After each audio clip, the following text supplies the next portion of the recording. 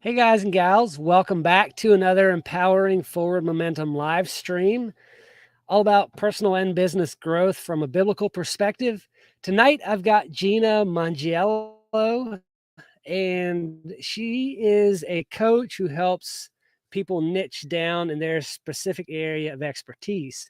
She says, I understand what it's like to start a business and not get the results intended. Your ideal clients are waiting for you, but you can only find them when your marketing materials speak directly to them. Over the last 9 years in business, I've seen it all, I've fallen for it all, and survived it all. And I'm here to help you create the kind of messaging that will attract clients from a place of honesty, authenticity, and value. So, with that, I want to say, hey, Gina, welcome to the show. Hello, Ken. Thank you for having me here. Yeah, I hope I didn't butcher your last name too bad. I I should it have didn't even asked you register. about You that probably said before I it came right. on. You probably said it right because I can even notice it. Mangello. Okay. It's said easier than it Yeah. looks. Yep. Great.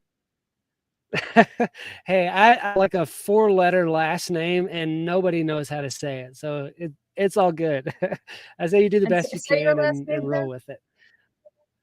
It's Esh. I get again. Ish, Esh, Ash, Cash, Dash Huh. of it. So the easiest ones are harder to say, I think. Yeah, I like So that. Esh. Gina, why Yeah. don't you tell us a little about you, kind of give it a little Mhm. introduction for somebody who's never met you or come across you on social media before? Sure.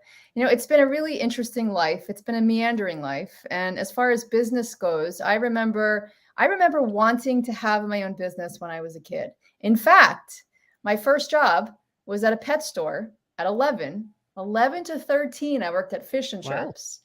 And I started my own business. Now it wasn't legal, but I had business cards and I was boarding small pets. So when people would go away on Wow. vacation, they would drop their guinea pigs and their hamsters and their rabbits off with me, and I would take care of them. And they'd pick them up when they returned and pay me. They actually paid me. This was a this was a Wow, real that's business in the sense that I got money. I just didn't pay taxes on it at 11. And it wasn't that's fantastic. it wasn't a great source of income, but I knew pretty quickly that I was in over my head and I didn't want to continue with it. So I stopped, kept working at the pet shop, but didn't board any more small pets. But really, even probably before that or a little after, I always, hey, I think I'm going to knock on people's doors and ask them if they want me to shovel their driveway. Or I always had Mm, that feeling in mind that I just wanted to be helping people in exchange for money. That was right? always something that's very real. Yeah. Yeah. And nobody hired me to What shovel their driveway. I didn't get any uh, takers on that. yeah, what do you think it was that gave you the entrepreneurial drive, the desire to help people in exchange for money? Like what's the nexus of that? Did you have that in Yeah. your family background, or No, no, what's I don't. is there something that you can look back to? Well, the word that comes to mind overwhelmingly is freedom. I really saw business as freedom. It was very creative. So you could be very creative. You could do your own thing. You could make your own hours, manage your time, decide what you wanted to do, and then others would pay you for that. And I thought that that was such a neat exchange. And it was full of creativity and full of freedom. And I think that's what attracted me. What turned me off, all right, what Mm, turned me off was realizing how hard it was to get business with the shoveling. Now, again, with the pet boarding, it was easier, but it turned out I didn't really want to do that for the long run. I didn't really want a house full of guinea pigs. All right, but I did get a taste of what that was like. And then with the shoveling, I was like, wow, it's hard to get people to say yes. And I would say yeah. that might be the first time that, looking back, I could say I really didn't have a niche. I really wasn't narrow enough. It was like, I'll shovel your driveway, weed your garden, pick up things around the house. It was too broad. I didn't specialize yet. I didn't know that at that age. So anyway, Yeah, that was so, like yeah. yeah. Oh, sorry, it seems like there's a bit of a lag here. That's pretty amazing for a young kid. You said, what, 11 to 13? like you don't Yeah. see that kind of drive or that desire to go do something like that in a lot of kids. That just amazes me, and I love when I see that in people. I like hearing the story behind it. I think you were Mm. about to go into something else. Go ahead there. I cut you off. Yeah, no, that's okay, Ken. I apologize. There is a little bit of a lag, but we'll work with it. So it was that was my first taste of business, and then I worked many jobs from that point on until I was in my 30s. And I always knew I wanted to do a business, but I didn't really know what, and I was doing other things. I was working in other Mhm. fields, many different fields, and doing and trying on different hats. And then I decided to start a business in 2019.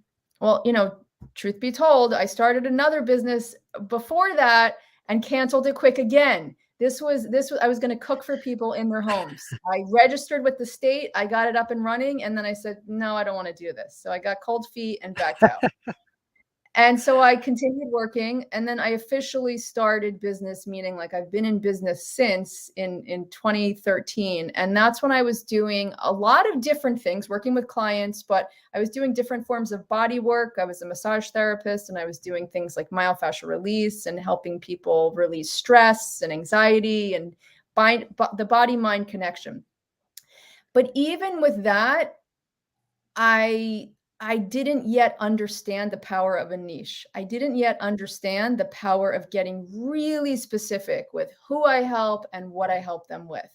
And so even over those years of that business, it wasn't as specialized, as refined, and as successful as I know it could have been now looking back if I had gotten really specific. Yeah. So kind of what drove you to understand, or what helped you understand that you had to get specific?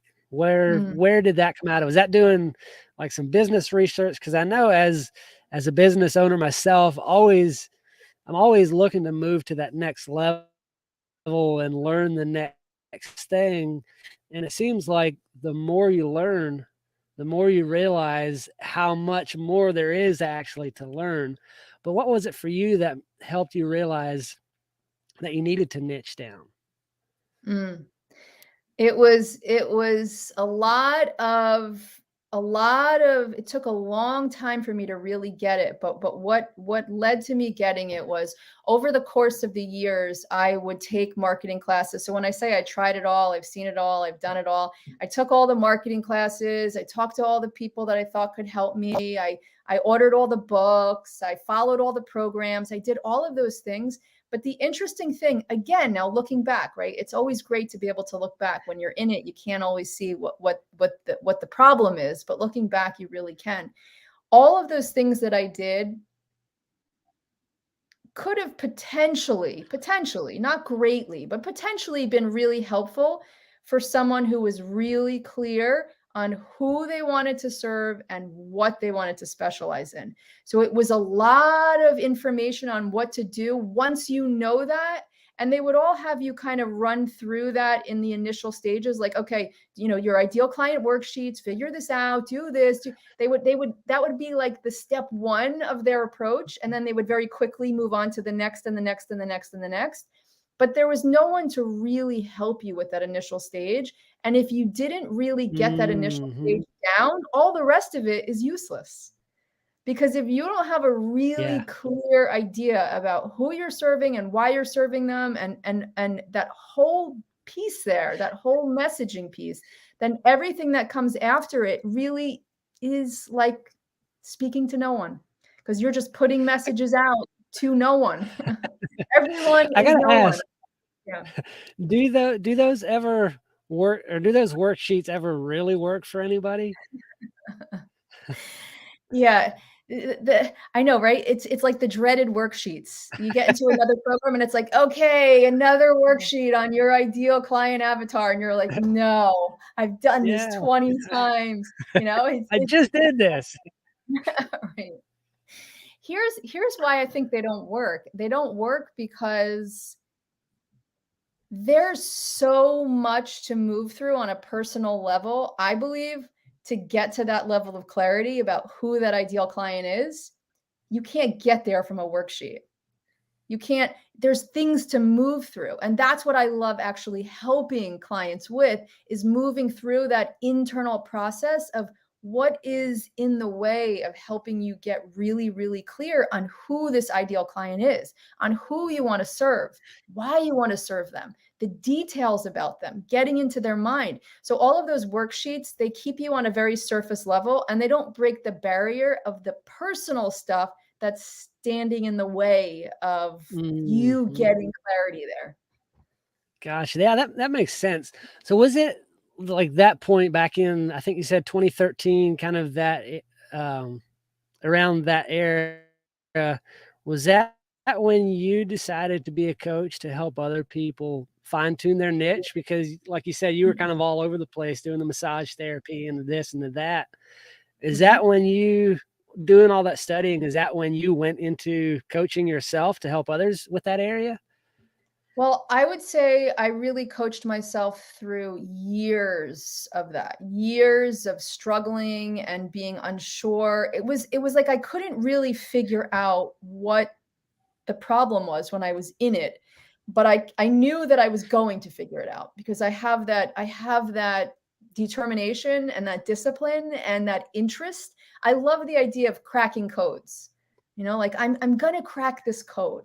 I'm going to figure out what it is that I can do to be successful, because something that I always remind myself, and I like to remind others too, I like to look around and say, wow, look at what this person achieved. And they're just like me. They're a human being, and look what they've achieved. There's no reason I can't Mhm. achieve that too. And so it's like, how do I crack that code so that I can achieve that too? And what happened was, through that period, it was a long period of trial and error and thinking and reflecting and observing and looking and trying different things and working on different things. And I'm a worker. I meaning I go deep into these things to really, like I said, try to crack the code. And of course, I give all of the credit to God. I mean, really, it's all his. And it was just, I got to a certain point in 2019. It was in 2019 that and the business had been going all those years. It just wasn't what I would call successful to me, meaning I didn't feel like Thriving. I was Yeah. really clear on what I do and who I serve and why I do it. And so it wasn't to the point of success that I would call it a success. And then in 2019, I really had a change of everything, a change of heart, a change of mind, a change of seeing, a change of hearing. Everything just changed. It was like God tapped me on the shoulder and said, done, close the door, you're moving on. And I had no idea exactly what I was moving on to, but I knew that I was moving on, and I knew that I was going to be letting go of everything I had done prior, and the way would be revealed.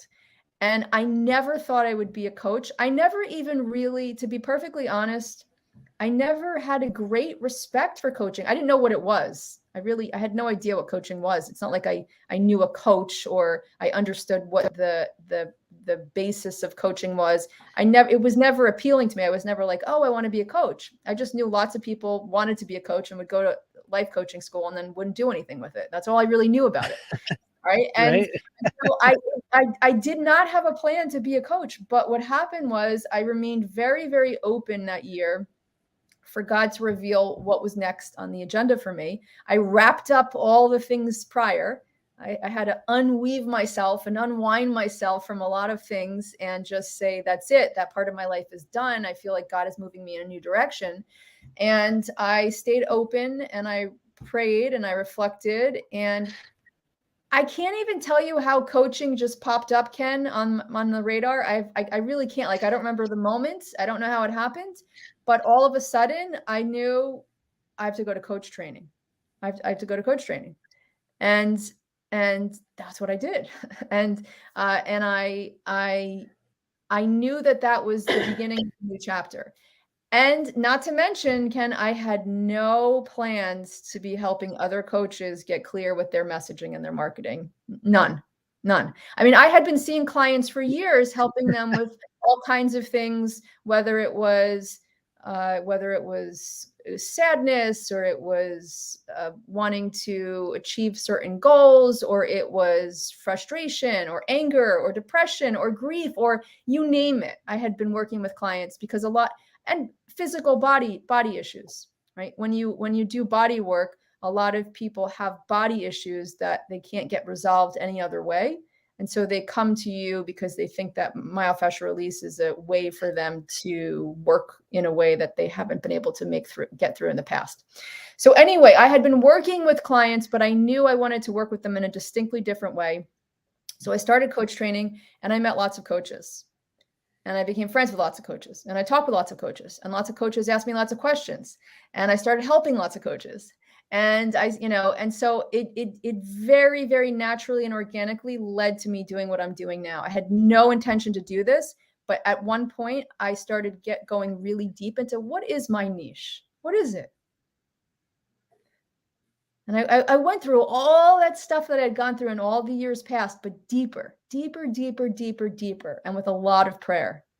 And what came out of it was the things that I really excel at are communication, looking for deeper messages, how words and the way things are phrased impact people, right? What turns people off and what turns people on. And it's not just the words we use, right? There's so much underneath the words.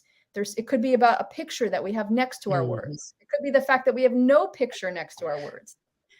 So all of these things were very, very, very, very natural for me. And I just started helping other coaches with them.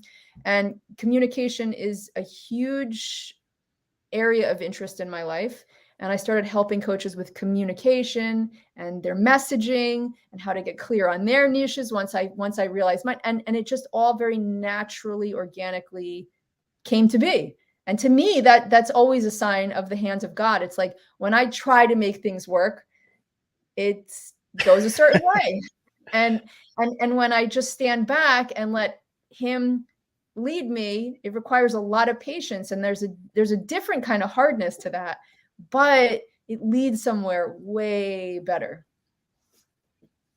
Yes, it does. It's interesting how things can happen a lot easier naturally, other than when you try to force it. I want to go back to you said you don't know specifically how and when you discovered coaching. And that always interests me because I don't know what date it was, but I know specifically where I was at when I discovered that life coaching was a thing. Huh. Tell me about it. Excuse Yeah. me.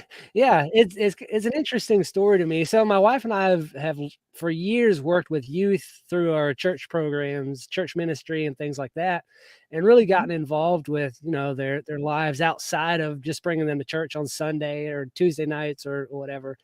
And these kids moving through high school, they grew up, you talk to them about future, about career and all of that, and they're like, I have no idea what I want to do, which is natural. I mean, they're kids, they don't have life experience. But the issue that I saw was that these kids were like, well, I'm going to go to college and figure it out there. And if you look at statistics for college graduates, I think it's something like 70%, it might even be higher, of college graduates don't work in the field of their degree. And I think that starts because they go there to try to figure out what their career is. So Yes. I've been in construction my whole life. I think every job I've ever had or every business I've ever had has related to construction in one form or another. So I was having a slow week. I think this was back in 2017, maybe 2018. And I was having a slow week at work, and I was at home, like Googling literally what kind of jobs can I do from home. And I was looking at a bunch of stuff, and this thing popped up. It's like life coaching. And I think I saw that several times. And I'm like, what is this? Like, that's got to be the dumbest thing ever. So I started researching what it actually is. And it struck me how I could tie that into the work that I do with these youth, Mm, coaching them around their career direction. So it's kind of been an ongoing progression, building a coaching business ever since then. I wouldn't call it any means successful yet, but it is a thing that I'm striving for and working towards. So it's when you said you didn't know where or couldn't remember where you came across it or what struck you with it, it reminded me of that story. But it's kind yeah. of funny, ever since I went down that road, seems like half the coaches that I meet are coaches rather than coaching Mm, somebody on business or something mm, else. A lot of them are coaches for coaches. So with that in mind, like what sets you mhm, apart from all the other people that are out there to help coaches create a coaching business? What makes your process different? mhm. Yeah, I love that question. Thank you for that. First, I want to acknowledge your beautiful story. Thank you for sharing that. I think that's so great Thank you. that you stumbled across it, and it was kind of the same thing, like life coaching. Like it wasn't an instant attract. There's something about it, right? It didn't instantly Right? attract me either, but wow, how powerful and how beautiful it is once you really get into it. I'm sure you agree, because why else would you be doing it if that wasn't the case? But it is so Exactly. powerful and it's so beautiful and it's so full of potential. I mean, it's a remarkable thing, but yeah, you don't really know much about it until you know about it. So thank you for sharing that story. And I like what you said too about, I was just thinking about this a day or two ago, and I will get to your question. I will remember that. But a day or two ago, I was just thinking that when I was about 15, I remember somebody asking me, "Where do you want to be in 5 years?" And I was like, "Where do I want to be in 5 years? I don't even know where I want to be in 5 minutes." Like I couldn't even wrap my mind around how to answer them. I had no thought of the next minute of my life. Forget about 5 years. And I think that's something Mhm. that as adults we Yeah. really forget what it's like to be in the mind of a kid at 15. And sometimes we want or expect so much from them, and yet their brains just don't work that way. They can be taught, right? They can be Right. taught, but there's a lot of education that has to happen before you can get to the point where you can just say to somebody flat out, "Hey, where do you want to be in 5 years?" And like you said I too, don't even always know exactly where I wanna be in 5 years. yes, that's right. But probably you know more now than you did when you were 15, I'm guessing. For So sure, for sure. yeah, and so Ken, I also like how you mentioned the whole college thing. A lot of times when you go to college, you're just there trying to figure out, who am I in this world? What's my place? Where am I going? What am I doing? When I went to college because I didn't know what else I wanted to do. It was like I could go to college or I could do something else that I want to do, but I don't know what else I want to do, so I'm going to go to college. And isn't Mhm. isn't that how it is for a lot of people? Yeah. Okay, so what sets me apart? I find it also interesting that you say about 50% of the coaches that you meet are coaching coaches. Wow, that's a big number. A lot of them are, yes. Wow. Okay. It All is. right.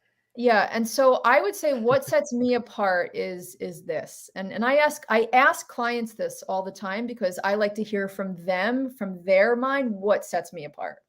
And what I hear from them and what I also agree with myself is that I help coaches in a drastically different way than other business coaches would help them with their business by using personal to fuel the business. So, for example, if a coach wants to sign on to do intensive work with me, meaning like not just one session, but work consistently with me, one of the questions that I ask is, are you comfortable bringing personal issues into this? Because your personal life and your business life are not separate. If they say, no, I'm not comfortable with that, then that's not my ideal client. I don't want to work with them. Why? Because I know how far you can get when you bring those personal issues in and use them to fuel your business. It's kind of like I was saying before when I said you're doing all those client avatar sheets, and you don't yet have this clarity within yourself to be able to put something like that on paper. There's all these personal things and blocks in the way of you getting to that clarity. If you had that clarity, you'd be able to just fill out the sheet. So it's the same thing. It's like there's actual personal blocks that are standing in the way of you seeing your business success clearly. And if we can't address those, it's not going to happen in the business. And so the way that I help clients, the way that I help coaches, is to bring in those personal things as part of the business. And then once they loosen up and get unwedged, then the business starts to move as well. So there's a huge personal. Can you clarify a little? Mm-hmm. Sure. In what way? Clarify a little there. Like, what do you mean by bringing in the personal things into the business? Are you talking about like letting your personality show through, or clarify that just a little bit? Sure. All right. Let's say that you have a health issue going on. You have something going on health-wise, and yet you're running a business and you're wanting to move the business forward. There's things in that health issue that cause you whatever it causes you. Maybe it causes you time, maybe it causes you money, maybe it causes you frustration, maybe it causes you pain, maybe it causes you challenges in your relationships, maybe it causes you all kinds of things. And so we have to bring that into the sessions, and we have to move through that, because you can't keep that locked up and expect your business to succeed. It's like we have to unlock that and unpack that and get that flowing and moving. And once that is flowing and moving, then your business flows and moves. It's like they're not separate. They're not connected. They are connected. But you do have coaches that will say, no, I want to focus on my business. I want to focus on marketing. I want to focus on this. I don't want personal issues to come in. Now that's an exception. Most coaches I find will opt to allow for the personal in, but there are some that do really think it's separate. And I think they're holding themselves back in their business in a big way. Because these personal, how I see a business, what I see a business as, Ken, is I see a business as almost like a lever for the personal stuff, or the personal stuff as a lever for the business. It can go both ways. Like one turns the other, right? So the business turns the personal, and the personal that makes turns the sense. Yeah. And if you are leaving one of those out of your business conversations, then you're missing a whole huge portion of how to fuel your business. Right. So for example, so do you find that true in like service-based businesses or storefronts or things like that? Do you find that true in those types of business as well as somebody who actually serves people in a coaching aspect? Yeah, that's a great question. Well, I don't work with, for example, retail shop owners. I would absolutely 100% say it's the same thing. It's the same thing. If they move past personal things, they'll see success in their shops, in their stores, because it affects your mindset. Your personal life affects your mindset. And your mindset is key for business. In fact, it's one of the most important factors in a business. Your mindset can make or break whether you move forward with something or you don't move forward with something. Whether you say yes to getting on a podcast or you say, no, I can't do a podcast. I can't get on video. Right. So there's all kinds of things that wind up hurting your business when you have these personal things that get in the way. Like, for example, recently, I was working with someone who a pattern has come up, a pattern of seeming perfection, right? And that seeming perfection is affecting their business. But that's a personal thing. That thing was with them before their business started. It's a personal issue, right? So in order to really see some movement in the business to where the perfectionism isn't affecting the business, we have to dive a little bit into the personal matter of the perfectionist thinking, mindset, all of that. And then it doesn't have to be addressed in the business world because it's already been addressed in the personal world, and the business just gets the consequence of that, or the result of that, or the reward of that. Right.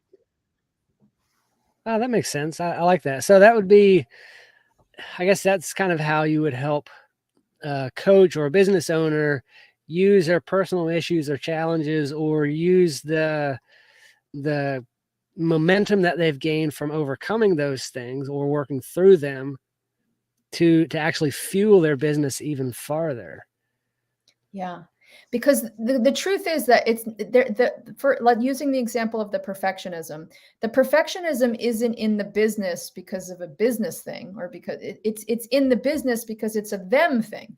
When it's no longer a them thing, when Right. perfectionism is no more driving them or their mind or their decisions or their process, and they become someone who's able to be messy, go for failure, all of that, the whole business opens up. The whole now in their business, they're doing things, they're putting themselves out there more. They're putting themselves in positions where they're more failure might be possible. I like to say unintentional failure is your greatest gain, right? Because and making that distinction, because it's not just like, hey, go out and fail, just go out and fail and you'll gain, because then you might deliberately go out and fail. It's like, no, don't try to fail. Unintentional failure, go out and do your best, and then when you fail, that is the greatest gain. You learn so much, you get so much from that. There's so much good in unintentional failure. It hurts. It hurts like Yeah. that's I've heard that quite a bit. Like, yeah.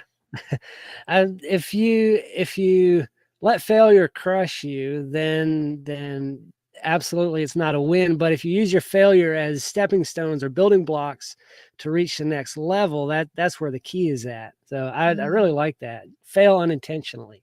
So Yes. that's really good. Do you think, or how can business ownership draw us closer or deepen our relationship with God? Yeah. I love this because it's it has us thinking about business in a different way. If my business is an opportunity for me to get closer to God, what that means is that I'm not being driven by the worldly standards of what business is. So what if my business is supposed to only be mediocre for a time? It doesn't mean it always will be, but right, what if right now I'm not, in the worldly sense, a business success means, hey, I'm making $1 million and I can go anywhere in the world and work, right? That's like the new success. I can work from anywhere in the world. I'm not tied to an Right. area, right? You see that all the time, right? So in a worldly sense, business success is based on things like that. Millions of dollars. I can travel anytime I want. I love what I do, all of these things. But what if business is an opportunity for God to show us things that he might not be able to show us if we didn't have a business? For example, uh, sometimes things come up. I'm sure as a coach, you've had things come up with clients that they push your edges, right? Maybe it triggers you, if that's a word that you're comfortable with, meaning like, maybe it brings up emotion in you, or maybe you feel frustrated, or maybe Right. you're working with someone and you're just like, you know what? I don't think this person is my ideal client. It's like the stories in the mind. The mind has so many stories. My mind does this all the time. Oh, maybe this person isn't my ideal client. Oh, maybe this. And honestly, like the next day, it's like, oh, I was just having a little bit of emotion about that. It was bringing something up. And look at where my mind went. It went into all these stories about what it was and what it wasn't, what it could be. So a lot of times when we're working with clients, we get to those places where it's pushing our edge. And that's good. That's where we grow, right? So it's when our edges are pushed, that's when we have an opportunity to grow. So I think that business gives God an opportunity to show us things that we might not be able to see otherwise. In that, here's one really great way. If you have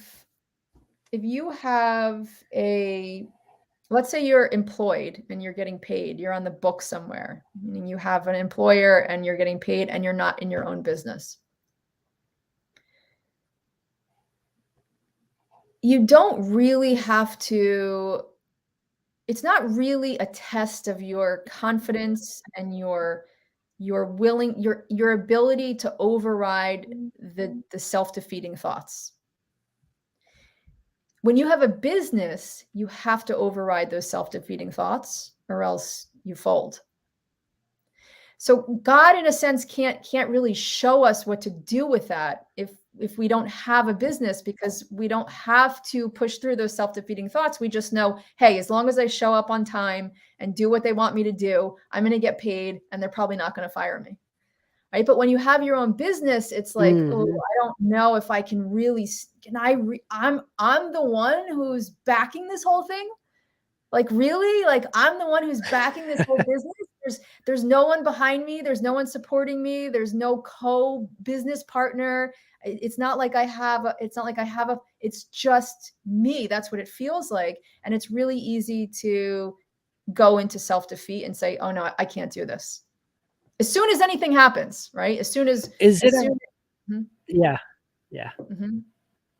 Yeah, it's easy to go into that mode when something comes up, is just to retreat and be like, okay, I need to find a different route. But often, like you said, that is a sign that there's something here that needs to be worked on. Along with that, I have come across people who on Sundays, they are the most spiritual person out there, seemingly, but they separate or seem to separate business life from their walk with God. Is that possible? No. I mean, is it possible? No. Meaning, can it happen in life? Yeah, it happens all the time. But is it really good? You know, is it no, like we should not be separating our business from God. Our God is, it's really interesting how many little stories there are in the Bible that you could relate to business. You could say, hey, that's like a business story. It's telling me about business. It's telling me how to handle things, how to handle people, and how to handle money, and how to handle struggle, and how to, right? So there's a lot of business advice right there in the Bible. And I think that when you separate business from God or business from spiritual, it's a separation that's going to lead you to a lonely place. Because even if you do get business success by doing that, it's not real success. It's kind of like I always say, like, hey, yeah, you can follow these big mega coaches who say, hey, I have the formula for you. I make $10 million a year. I'm going to give you my formula, and then you can do it too. And what I say is, yeah, you can go that route and you can follow those people, and maybe even you could make money doing it, you know? But is it real success? Like when you have that $1 million in the bank, but you don't have an authentic coaching practice, it's been built on formula and not on like who you are and what you want and what you love. And it's like just literally copying a formula to get to this place of success, of supposed success. Right. I think you're going to find yourself really lonely there. So why do that? Why not use this as an opportunity, this business as an opportunity to trust God and to lean on Him, which means it's really fun. It's really, really fun. That means that every single thing you do in business, whether you're having a call with a prospective client and they don't seem like the right fit, or they seem like the right fit to you and they don't want to work with you, it's God. It's like, thank you, praise you. I know that this is the way it's supposed to be. And it's not about how I feel right now about that. It's not like, oh boy, that really would have helped me pay my bills. It's nothing. It's just, I trust you, I trust you, I trust you, and I trust that you know what you're doing. I'm going to keep showing up and doing my best. I'm going to keep talking to you. I'm going to keep relying on you and depending on you. And I know that you're showing me the way here, and it's not going to look like it looks in my head, because then I'm just following me instead of you. Yeah, it's so hard to, when we reach those moments that require a lot of faith, like we need the faith, but you only get faith when you have the opportunity to utilize it. Or I always say the same thing with patience. Like, it's like you don't just have patience, you be patient. It's That's not right. something that you are given in order to give out. You just have to do it. It's kind of a weird dichotomy.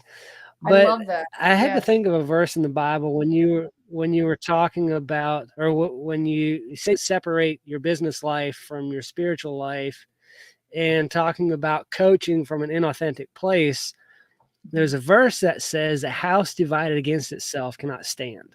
And it may, for a little bit, it may see some measure of worldly success, but eventually you'll burn out. There are consequences for trying to separate that. For Yes. one, that's not real faith. That's not real belief. You're not truly following God if you try to separate your business from your walk with God, because He wants control. He wants His fingers in every area of your life. So That's right. I love that you said that. That's beautiful. What Yeah. else would you like to share around building business, or being authentic with yourself, with your messaging, and finding the ideal clients to work with? What else would you share around that area? Yeah. Speaking to that, as well as I feel pulled back to, I don't know if I really adequately answered one of your questions about this, why coach other coaches. And so I'm going to try to tie this all in with your current question and your last one. And what I notice is that coaches have a real, genuine interest in helping others. And I believe, through my experience, my training, my understanding, my observation of life, and my reflection on how things work, is that we really like, as humans, we really like to help other people with what we really need help with ourselves. And so what I find is that a lot of coaches really want to help other people. I'm sorry, not other coaches, but they want to help other people with what they really need help with themselves, even if to some degree they feel like they've already gotten that help, even if they feel like they've already kind of achieved. It's almost like there's deeper work to be done. And it's in that interest to help other people that we get that work worked out and work. It's like it gives God another opportunity to go a little bit deeper on that, in that area with us, if we're helping other people in that same space. And it will give it will press us and trigger us and push us to our edges. And so what I notice is that coaches have this really great interest in helping themselves, but they don't always see that. They externalize it and project it Right. out and want to help the other. And they don't understand that it's them, that it's a part of them that they want to help. And so it feels like this big open space where for them to get that reflection back and really understand that and take that deep inside themselves is helpful and beneficial for them. And then that in turn helps them be a better coach to the people that they want to coach. And I guess that's also a big reason as to That makes why sense. I help coaches, is because I see that happening. I see that externalization and that projection to other. I want to help them. I want to help them. I want to help them. But I know that the way that they can help them is by helping themselves. And so I help them help themselves so that they can be a better help to those people. And that takes time and it takes a real, it almost takes like it's like an emotionally mature understanding of how the world works, about how people work. It's even like we like to think of ourselves as really altruistic and selfless, and it's a beautiful thing. I'm not discounting that at all. Every time that I want to do an act for someone else, a kind act, I think that is a beautiful thing, but it does help me. It helps me to know that I'm helping someone else. If I can help you, Ken, like Right. I feel like a good person, right? And then I get to go to bed at night feeling like a good person. So helping you helps me, and so helping other people helps me. And I just like to keep bringing it back to that, not because there's anything wrong with it, but because it helps coaches be better coaches. And Yeah, so that makes sense. I like how you brought that about. mm. And so your question was, is there anything else about coaches and this getting really clear with messaging? And I think this is a big piece of the clarity, is to come to, I just shared something about this today, is to come to this, like, where do you want to be as a coach, and then help other people get there. And if you can help other people get to where you want to be, then you'll automatically get there through helping them. Right? Because a lot of times I see posts and things on social media. Someone will say like, oh, well, how do you figure out what your niche is? And then there'll be a whole bunch of people that respond to them. And I look at what they say and what they respond. And a lot of the comments will be the common ones, meaning like the conventional ones, like, hey, what have you done in your past? What did you help yourself get through that you can now help other people get through? And to me, I think that that's okay if that's the route you want to go. But I think that there's a higher path. I think that there's a more challenging path. I think that there's a more scary path. And I think the scary paths are the best ones, because there's the most to grow in there, the most to learn. So forget about what you've already gone through and can help other people go through. It's like, where do you want to be? Like, what's your greatest idea of what your success is, Ken? Like, and I mean, sure, you can tie the worldly into it. Like, sure, I would like this much money. I would like to travel. But like, personally, what is that personal success like for you? And then how do you help other people get that? And if you can help them get that, I love it. you're automatically there with them. Yeah, wow. I haven't quite heard it put that way, so I really like that. Do you have a program or anything that you walk clients through, or is it customized to each different person you work with? Yeah, what I've been doing most recent, and I find it to be really successful, and I'm really excited about continuing with this 4-month intensive. So it's a 4-month intensive, and we start. I really like clients to know at the beginning of that what their niche is. We could spend 4 months figuring out what their niche is otherwise. All right. But so if they don't yet know their niche, then I ask them to do a little bit of upfront work before the 4-month intensive. The 4-month intensive is great for you. Once you know your niche, boom, we jump in and we go really, really deep and clear with your messaging, your marketing, and your mindset. And I like to think of messaging as every single word, sentence, conversation, everything that comes out of your mouth, every position you're in, the way your hair looks, the way your every messaging is the persona almost.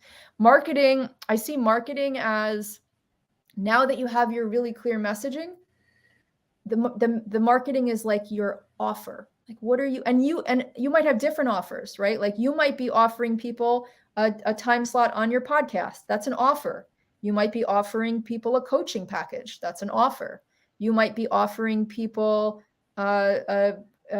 inside, whatever it is, they're all offers. So marketing really just is like your offer that you're putting out to the world, but you got to have the clear messaging in order to do that. And when you have that clear messaging, the marketing becomes easier. And then the mindset piece really comes in because it's like that the personal part of you that is dictating so much. That's dictating how many hours a week you're putting in on your business. That's dictating whether you go take a nap or you do a live on Facebook, right? That's dictating how you speak to people. That's dictating, it's like it dictates everything. So we bring in that mindset piece, we bring in the personal stuff, and that's what really cleans up and clears up the messaging and the marketing. So that 4-month intensive is devoted to that. Yeah. And it's devoted to really making like your signature program, because once you know your messaging and your marketing, you need a container to give to people. So it's like, whatever you like doing with your clients, right? You have to give them a container to say, yes, I want to step into that container, or no, I don't. If you don't give them that container, then they can't possibly be answering you because they don't know what you're inviting them into. Yeah, that's a beautiful way to put it. Where can someone find you or reach out to you if they're interested in working with you or learning more about you in your program? Yeah, thank you. They can, I have a website, straightwaycoaching.com. And they can certainly find about my 4-month intensive there. I'm also starting a Grow Your Business Mastermind in 2023, which I am super excited about.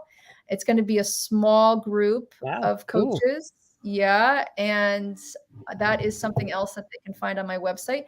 I'm also on Instagram, Straightway Coaching, Facebook business page is Straightway Coaching Success.